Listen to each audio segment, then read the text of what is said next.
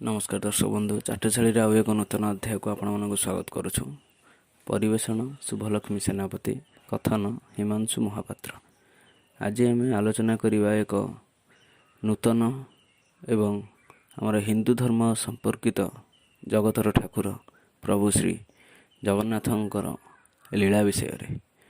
प्रभु श्री जगन्नाथ होउछंती पृथ्वीर एकमात्र ठाकुर जहाँकर कहा सहित भी तुलना नहीं एवं से होउछंती हिंदू धर्म तथा समग्र पृथ्वीर निर्माता। तेज आसतु तांकरी विषय रे आम आज आलोचना करवा। नीलामाधब हेले श्री जगन्नाथ। श्रीकृष्णंकर मृत्यु पर अर्जुन और जरा सबरा मिसी तांका देह को दाह कले। दीर्घ किछि दिन धरी पोड़िला परे ताहा अधा पोड़िथिबारु सेमाने से अधा पोड़ा देह को समुद्र रे भसाई देले। बहुदिन पर ताहा एक नीलपथर मूर्ति रे परिणत होई गला। बहुदिन पर जरा सबर विश्वावसु सबर होई जन्म नेला। से जने विष्णु भक्त थिला। दिने से समुद्र कूल रे बुलुथिबा बेले गोटे नील रंगर पत्थर मूर्ति पाइला। से सही मूर्ति धरी फेरिला बेले एक शून्यवाणी शुणी पारिला, विश्वावसु मोर ही मूर्ति को नहीं तू नीलकंदर मझिरे थिबा रोहिणी कुंड निकट रे रख।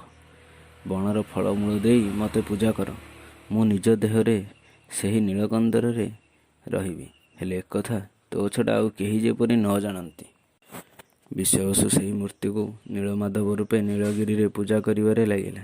निजे पूजा करी बणर फलमूल देला बेले ठाकुर ता हाथरू ताहाको ग्रहण करुथिले। विश्वावसु बिना आउ केही एकथा जानि नथिले।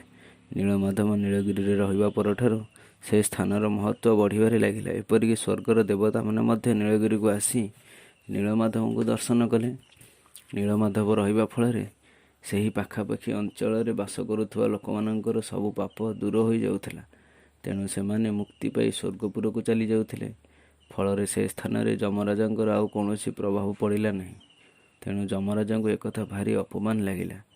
ଯମରାଜା ବିଷ୍ଣୁଙ୍କ ପାଖକୁ ଯାଇ ଅଭିଯୋଗ କରି କହିଲେ, ପ୍ରଭୁ ଆପଣ ନୀଳଗିରିରେ ରହିବା ଦ୍ୱାରା ମଣିଷମାନେ ନିଜର କଲାକର୍ମର ଫଳ ଭୋଗି ପାରୁନାହାନ୍ତି।